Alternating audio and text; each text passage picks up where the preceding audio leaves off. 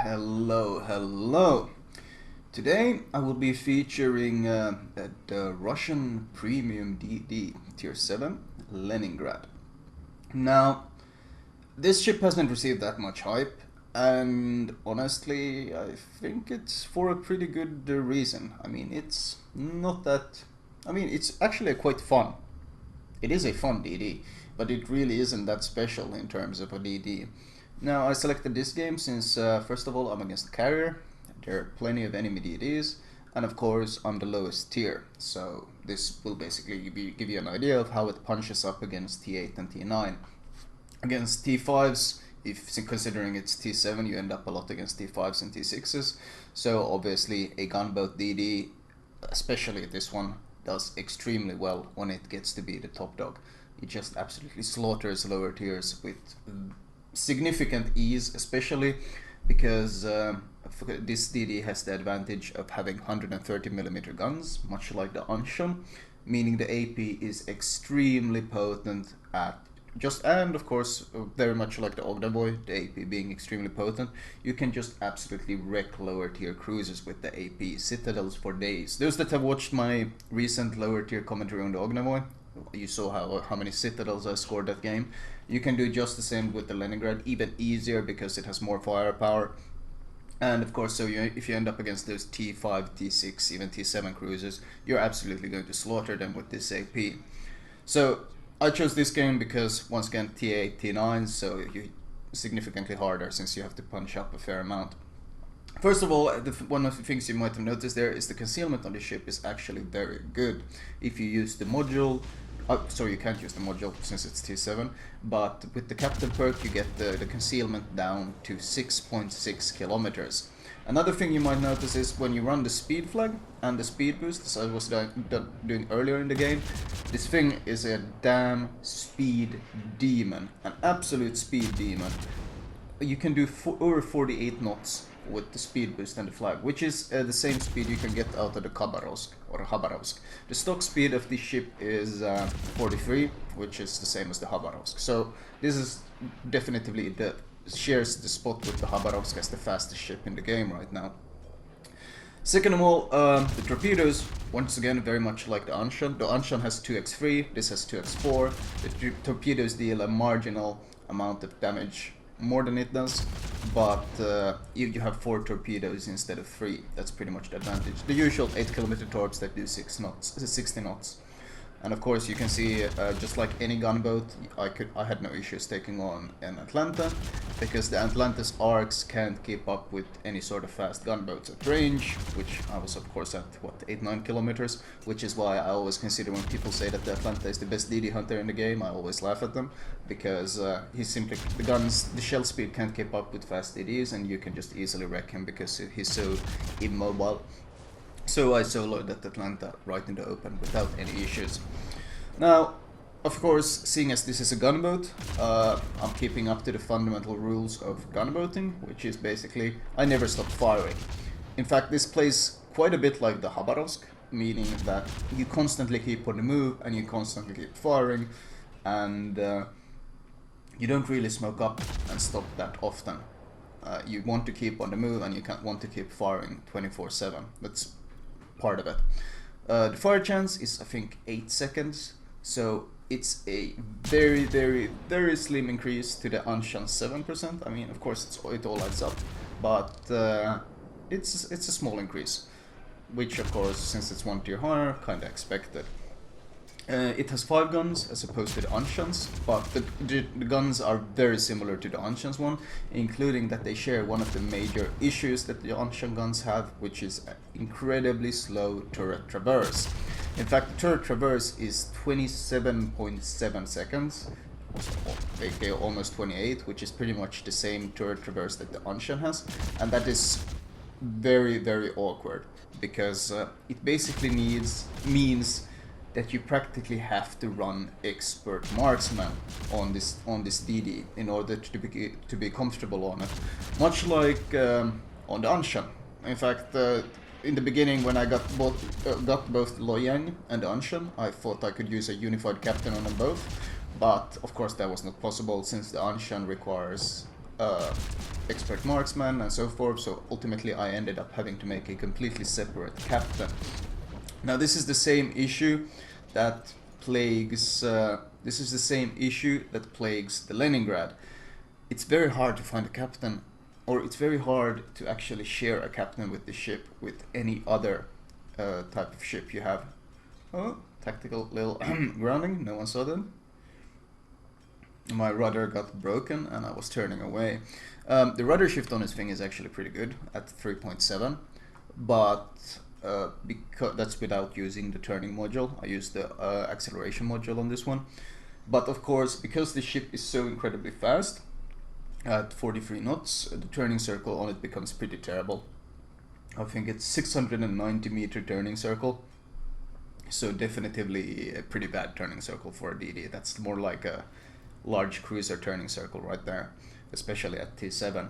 So yeah, you're not very good at dodging torps, which is once again something you share with the Khabarovsk, meaning that you kind of have to go for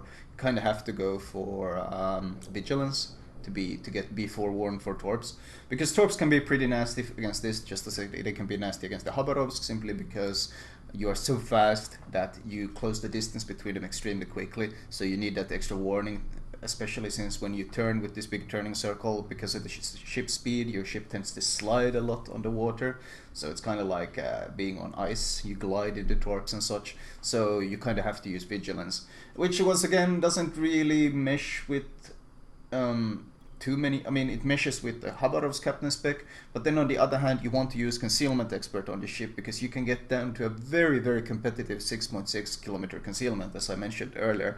And 6.6 is great. In fact, it even beats the Bliska's 6.8 kilometer concealment. So 6.6 is very, very good for a T7. So you really want to be using it, but once again, that doesn't really mesh with the Khabarovsk captain spec at all. So ultimately, you kind of have to spec into a third captain in order to really get the most out of the ship, or you can get a somewhat mediocre experience out of the ship by using either your Moskva or, well, Russian cruiser or Russian DD captain. But ultimately, to get the full experience out of the ship, you basically need a completely new captain, which is of course a bit awkward. The same kind of the same thing that happened with my Anshan Loyan thing. I was hoping to be able to use the same captain, but I noticed I got a much better performance out of the ship if I used a dedicated captain spec'd only for the ship itself. Now, of course, you have seen me bully around these Fubukis, and you're actually surprisingly good at bullying around higher tier DDs, because, well, they have a concealment of 6 kilometers unless they use the 15-point captain, and you have a concealment of 6.6, so even if they're higher tier and they have a concealment advantage, because you're so incredibly fast, as I mentioned earlier, you close the distance so quickly, they barely have, like, by the time they notice that you are there, you're already detecting them because of how quick you are. Like, look at my speed gauge, just keep rising as I sail in a straight line. So, and that's without the speed boost, of course. So just doing 45, this is just with the speed flag, just cruising speed. If I pop my speed boost, I'll easily go even faster. So it gives you an idea of just how quick this ship is. Now let's pop the speed boost. 46, 47. So yeah, okay, now I'm starting to turn because I kind of want to start wrecking this guy, and I want to keep the island between me and the rune. Of course, you have been seeing me do, in this commentary, I've been doing the same usual gunboat shenanigans, meaning hunting down enemy deities, harassing anyone I see, while focusing on the objectives, which is capping A, capping B. And of course, thanks to the concealment 6.6 and the torps being 8, you are capable of stealth torping quite comfortably, which once again sets it apart from the average Russian deity, since Russian deities can't really stealth torp that well until they get very, very high tier. Let's see, what is this rune doing? Is it turning in? I'm not really certain what this rune is doing, but I'm going for a bit of a drop torp. This game is actually surprisingly close. We're down a ship, and I don't want to just throw away my life right now, simply for the sake of the commentary. In fact, I think I'll just go hunt down this Fubuki down here, since he seems to have been killing the rest of my ships and making life hard for people. Okay, so the rune turned out. My torps are probably going to miss. They're fairly fast at 60 knots, as I said before, but I don't think they're going to catch him anyways. Nope. So let's go pick a fight with the Fubuki that was last spotted around here. In fact, coming around a cliff like this, I love this stuff on a DD, since you always catch them by surprise. Yeah, I got detected, which means it's very close. There we go.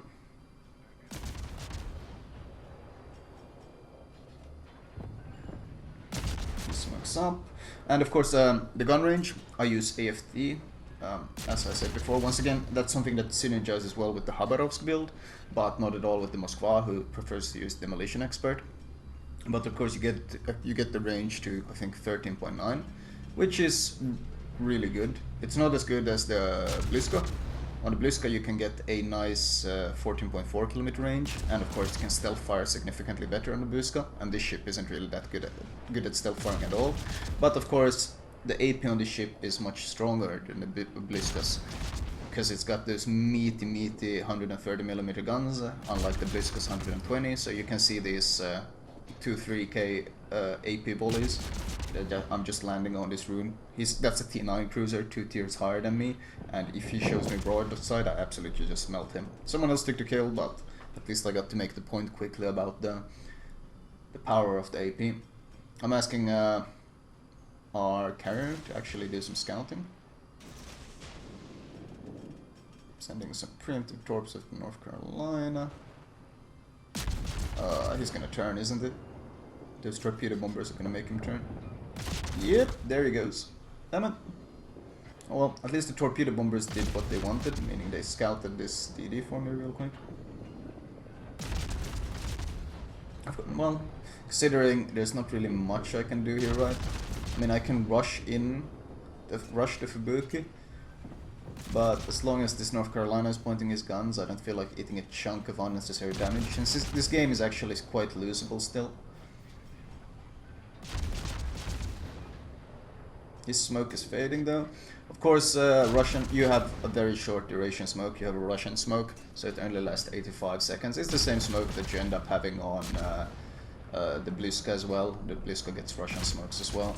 So the short duration, not nearly as much utility as American smokes, of course, that are by far the longest lasting ones. That's why I generally don't bother running Superintendent on this ship, because, well, you only get the bad smokes, and Vigilance is so much more useful. Well, his secondaries actually took that Fubuki kill from me. That's a bit unfortunate. Now it's certainly starting to look like a win here. Helping harass this North Carolina. Ultimately, I don't want to chase this guy too long. You often see people chase enemies around in the base for like huge amounts of time. They waste so much time chasing around some dude who's fleeing into his own base, and I don't want to do that, so I'm already angling away, just using my range to keep hammering him while I'm turning away. There was a Kiev spotted, oh, right over there. He's smoked up quite nicely. Let's see if I can go pick a fight with him as well. The Kiev, of course, has some advantages, especially turret placement, and in general, bigger alpha volley, turret placement, turret traverse and such, but you have such a huge stealth advantage in general that being able to always pick your fight against the Kiev should help you, especially since you both have great shell volleys, or I mean great projectiles in general. You have no issues hitting each other at ranges and such, so you always get a jump on him, and you always angled and turning away and hammering him, and he has to turn his guns to shoot at you and so forth. So you have a pretty significant advantage over the Kiev in every fight, since you always get to pick the fight. And of course, the average Kiev is not going to be running a specialized a high point captain like you are, so that's another advantage. This game's going to end before I do anything, I think. Which is a bit of a shame. I'd at least like to break 100k in this game, but I don't think I'm gonna have time. Maybe I can get a shot in on the Kiev. Nope. So much for that. Oh well. Still, I got to show off the torps, the speed in general, how easily it deals with Fubukis, which are higher tiers, and in general just the sheer amount of potency the ship contains. I did only 97k damage, But still, considering I only landed 2 torps and I was mostly gunboating, of course, I easily topped the scoreboard because of my impact, killing DDs, capping and so forth. So, as you can see, against higher tier, the Leningrad really doesn't have any issues punching up. It is overall a strong DD. Of that, there's absolutely no argument. This is a very strong DD. The issue is naturally that while it's a strong DD and a good moneymaker, it's not that much of a... I mean, it's hard to get a good captain for it without having to fully respec. Right, as usual, I will start with going over the modules. Well, not much to go over in the modules, you can't change anything. I use, of course, premium smoke, premium repair, premium engine boost, but I don't recommend that for the average dude trying to make money. Upgrade wise, main armaments, aiming system for both better accuracy and torpedo traverse, and of course damage control and propulsion mod. As I said earlier, I prefer the additional speed because boosting the rudder shift from 3.7 isn't going to help you that much, whereas I prefer being able to dodge out of smokes if the time comes. Or well, you don't use smokes that often, but I still find it more useful than that incremental small increase in rudder shift. And now we come to the point I've highlighted quite a few times in my commentary, meaning how awkward it is to get a good captain. Let me start by saying that the optimal spec, of course. You get basic firing training, last stand, vigilance, AFT, you need the range, and of course concealment expert. But here comes the issue, you really want to get expert marksman as well. So in order to truly get the Leningrad to shine, you kinda need to have a 17-point captain. Because this expert marksman is such a huge deal for the turret traverse on this ship. It's like, it reduces it by a fourth, almost a third. And this makes it very awkward because of course you don't want expert marksman on any other captain except for this one. Of course you can run main battery mod too, but once again you give up some battery loading time and it's a suboptimal setup, but you can run it. It's not going to be as good, but it's kind of like a stopgap measure, or well, yeah, I mean, let's dismiss this captain.